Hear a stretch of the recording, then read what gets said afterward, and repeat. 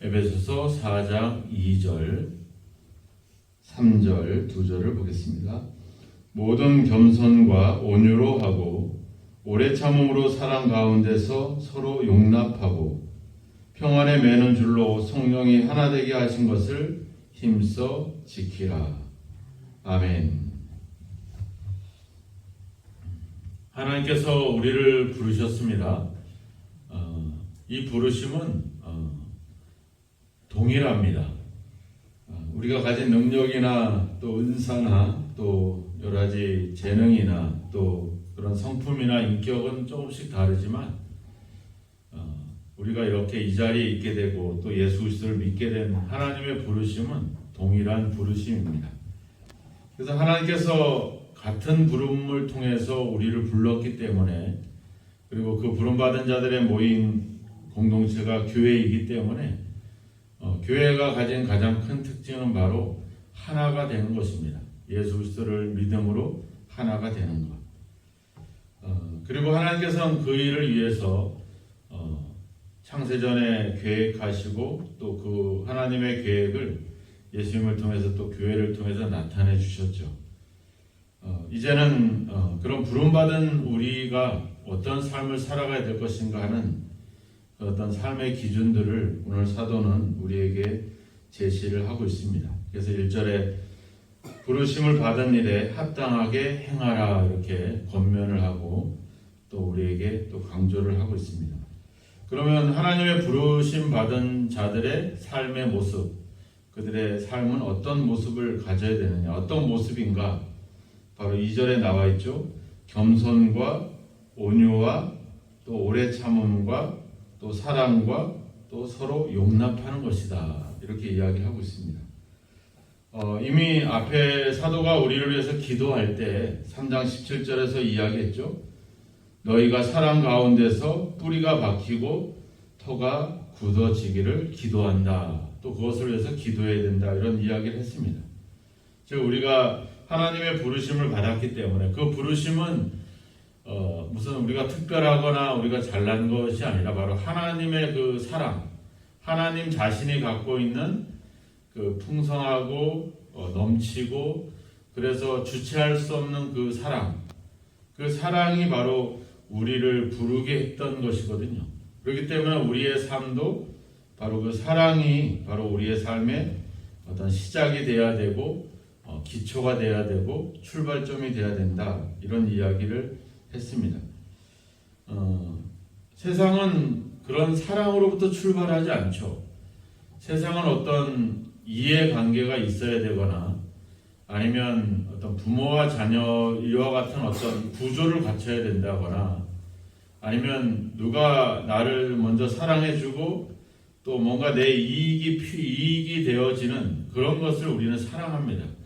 그러니까 세상의 사랑은 어떻게 보면 우리 마음과 우리 성품에서 출발하는 것이 아니라 어떤 조직이나 어떤 구조나 어떤 관계나 이런 것에서부터 사랑이 시작됩니다. 왜냐하면 그런 구조나 그런 관계가 아니면 사랑할 이유가 없거든요. 오히려 더 반대를 하고 더 여러 가지 어떤 이유를 가지고 서로 또 서로 비난을 하죠. 요즘 우리가 이태원 참사나 여러 가지 사회적으로 일어난 일들을 바라보면 저마다 자기가 생각하고 있는 어떤 정치적인 상황에 따라서 정권을 지지한다거나 반대한다거나 이런 모습들을 가지게 되죠. 그러니까 우리 마음이 갖고 있는 어떤 도덕적인 그리고 또 윤리적인 또 어떤 우리 마음과 성품과 이런 것에서 나오는 것이 아니라 어떤 정치적인 상황, 어떤 구조 이런 것들로부터 세상은 시작을 하고 있죠. 그래서 사도는 우리는 그러한 우리가 특별히 또 교회라고 해서 교회라고 하는 어떤 구조 속에서 시작해서는 안 된다. 사랑에서부터 시작이 돼야 된다. 이런 이야기를 합니다. 우리는 교회하면 또 교단이나 교파를 또 생각하게 되죠.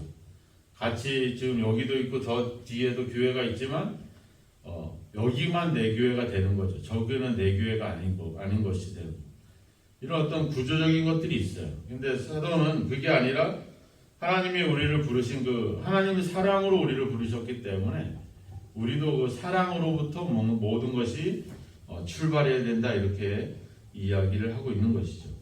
바로 그 사랑으로 말미암아 나타나는 어떤 여러 가지 특징들, 그것은 바로 겸손이다, 이렇게 얘기해요. 겸손이다.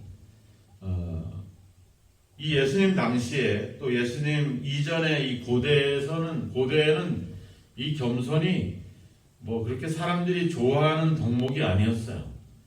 이 겸손이라고 하는 이제 말을 쓰는데 타페이노 프로시데라고 하는 말을 씁니다. 타페이노 프로시네. 이 말은 어떤 마음의 겸손을 얘기하고 있는데, 그 고대에서는 이런 겸손이라고 하는 덕목이 마치 종이 굽실거리는 어떤 그런 복종, 그런 걸 얘기할 때, 그러니까 주인한테 잘 보이려고 한다거나 인정받기 위해서 굽실거리는 그런 것으로서의 겸손, 그거를 고대에는 이야기를 했어요. 근데 신기하게도 오늘날도 보면 겸손이 미덕이 아니에요. 자기가 얼마나 잘났는지를 이야기를 해야 돼요. 그래서 우리가 연예인이나 이런 활동들을 보면 막 배틀을 하죠. 막 댄스 배틀을 하고 서로 노래로 서로 그런 어떤 경쟁을 합니다. 즉 내가 더 잘나고, 내가 더 멋있고, 내가 더 특별하고, 내가 더 특별한 어떤 능력들을 가지고 있는 것들을 막 사람들한테 이야기를 해야 돼요. 직장에서도 그래요. 막 성실하고 착하게 이렇게 행하는 것들을 인정하기도 하지만 대부분은 능력이나 이런 것들을 드러내야 되는 그런 속에 있거든요. 왜냐하면 경쟁해야 되기 때문에. 그런데 그 고대의 그러한 어떤 흐름이 바뀌는 순간이 있었는데, 바로 예수님을 통해서 이제 참된 겸손이 인정을 받게 되죠. 왜? 하나님이 사람이 됐다. 그리고 예수님이 항상 제자들과 사람들한테 뭔가 신앙의 본을 보일 때 아이들을 등장을 시키잖아요. 그죠? 이 어린아이와 같이 자기를 낮추는 자가 곧 천국에서 큰 자야. 그 아이들은 그때만 해도 무슨 그렇게 인정받거나 본이 될 만한 그런 모델들이 아니었는데, 예수님이 그 아이들을 통해서 우리에게 이 겸손에 대한 이야기를 해주는 거죠. 예수님 자신도 바로 마태복음 11장에서도 이야기했잖아요. 나는 마음이 온유하고 겸손하니. 그러니까 겸손이 결국은 미덕이 되는 것이고, 겸손이 바로 우리가 교회가 하나 될 수 있는 일에 가장 필수적인 그런 어떤 삶이라고 하는 사실을 사도 바울은 이야기를 하고 있는 겁니다. 겸손의 반대는 교만이죠. 교만. 결국은 자기가 잘나고 남들을 인정하지 않는 그런 교만이 결국은 교회나 사회나 그것을 분열시키는 이유가 되고 있는 것이죠. 우리가 겸손이라고 하는 말, 아까도 이야기했지만 타페이노프로 시네라고 하는 이 헬라 말은 자기 스스로도 낮아지는 것뿐만 아니라 다른 사람들의 가치를 인정해 주는 것이라고 이렇게 또 의미를 담고 있어요. 겸손이라고 하는 말은 단순히 나를 낮춘다는 것이 아니라 다른 사람들의 가치와 다른 사람들의 어떤 지혜와 그들의 어떤 삶을 존중해주고 인정해준다, 이런 의미를 갖는 거거든요. 예수님이 우리를 위해서 십자가에서 죽으셨는데 단순히 하나님이 인간이 돼서 죽으신 게 아니라 바로 우리들의 가치, 우리들이 비록 죄인이고 죄와 허물로 인한 죽은 존재들이지만 우리가 얼마나 귀한 존재고 귀한 하나님의 자녀인 것을 인정해 주는 거거든요. 인정하지 않으면 우리를 위해서 죽으실 필요가 없죠. 근데 우리를 인정하기 때문에 그분은 겸손히 십자가를 질 수 있는 거거든요. 내가 다른 사람보다 더 잘났기 때문이 아니라 그 사람을 인정하기 때문에 나를 낮출 수가 있는 겁니다. 다른 사람들을 인정하지 않으면 나를 낮출 수가 없죠. 계속 나는 교만한 상태로 무시하고 멸시하고 조롱하게 되겠죠. 우리가 교회에서 가장 큰, 교회가 하나 될 수 있는, 또 하나님의 부르심에 합당한 삶의 모습은 바로 겸손이다 하는 사실. 또 겸손과 짝을 이루는 것이 온유죠. 그죠? 그래서 겸손과 온유로 하라, 이렇게 나오잖아요. 그죠? 온유. 우리가 온유하다는 것이 뭐예요? 이 약하다는 뜻은 아니잖아요. 뭔가 강한 뭔가를 가지고 있는데 그걸 절제하면서 다른 사람들의 어떤 종이 되는 것. 우리가 예수님이 그런 것이죠. 나는 마음이 온유하고 겸손하다. 하나님과 같이 동일하게 능력이 있고 권세를 가지고 있지만 우리를 위해서 그것을 절제하고 자기의 권리를 주장하지 않고 다른 사람들의 종이 될 수 있는 것. 그것이 바로 온유의 마음인 것이죠. 겸손과 온유 이렇게 짝을 이룹니다. 또 다음에 등장하고는 오래 참음 그리고 서로 용납하라. 이것도 하나의 동일한 짝을 이루고 있는 것이죠. 나를 화나게 만들고 나에게 분노하게 하는 또 교만한 그런 사람들을 위해서 뭔가 인내심을 발휘할 수 있는 것, 그들을 위해서 참을 수 있는 것, 이것이 바로 참음이며 또 용납이죠. 여기서 용납할 때 서로 용납하라 이렇게 나와요. 어느 누가 일방적으로 용서하고 받아들이는 것이 아니라 서로 해라, 서로 이렇게 사랑해라 이런 이야기를 합니다. 그래서 성경에는 그런 표현들이 많이 나와요. 서로 그냥 일방적으로 한 사람이 아닌 게 아니라 서로. 우리도 예수 그리스도를 향해서 그렇잖아요. 하나님 주님이 위해서 나를 위해서 죽으셨지만 그분이 우리를 계속 사랑하고 있지만 우리도 그분을 믿고 신뢰할 때 그 관계가 유지가 되죠. 그냥 일방적인 사랑만 받아서는 관계가 유지될 수가 없습니다. 서로 용납하고 서로 이해할 수 있는 것. 그런데 이게 어떨 땐 겸손하고 어떨 땐 온유하고 이게 아니라는 거죠. 이게 같이 다 묶여져 있는 것이죠. 겸손한 사람이 온유할 수 있고 온유한 사람이 겸손하게 되죠. 또 겸손한 사람이 오래 참을 수 있고 겸손한 사람이 다른 사람들을 용납하고 이해하고 용서할 수 있죠. 이게 뭐 특별히 떨어지고 분리된 그런 형태가 아닙니다.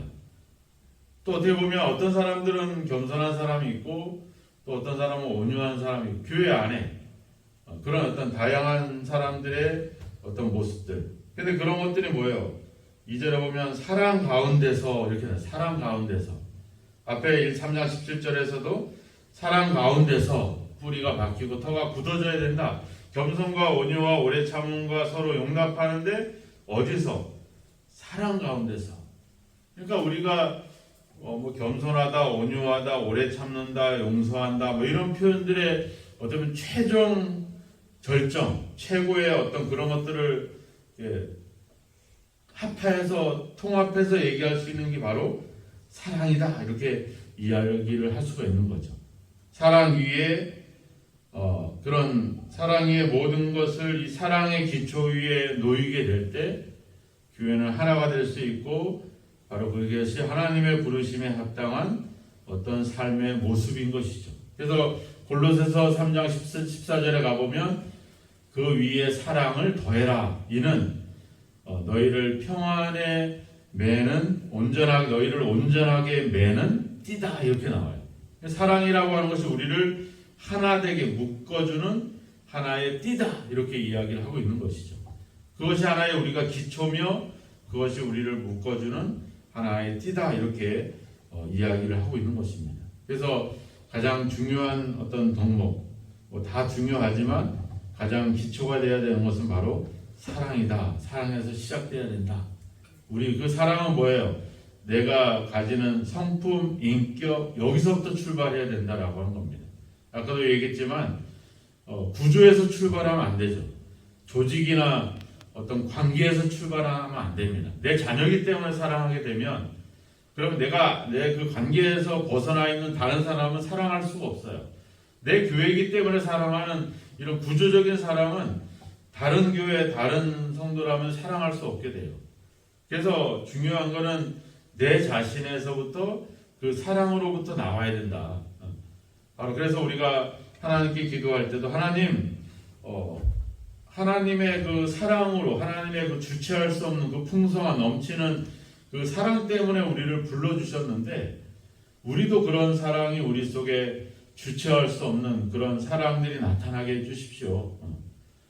그런 하나님의 사랑을 받게 되니까 우리가 어제도 기도에서 그 사랑의 간증을 들었잖아요.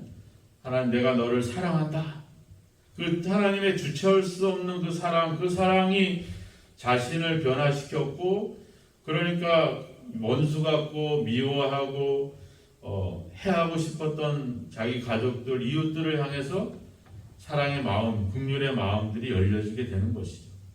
그게 무슨 관계가 있어서가 아니잖아요. 하나님의 사랑을 받고 그 사랑 위에 자신을 세워가니까 주체할 수 없으니까 모든 것을 다 사랑할 수 있는 그런 것이 되거든요. 그래서 우리도 기도할 때 하나님의 그 넘치는 사랑처럼 내 안에도 그 하나님의 넘치는 사랑의 그 어떤 인격, 그런 성품을 닮아갈 수 있게 해주십시오.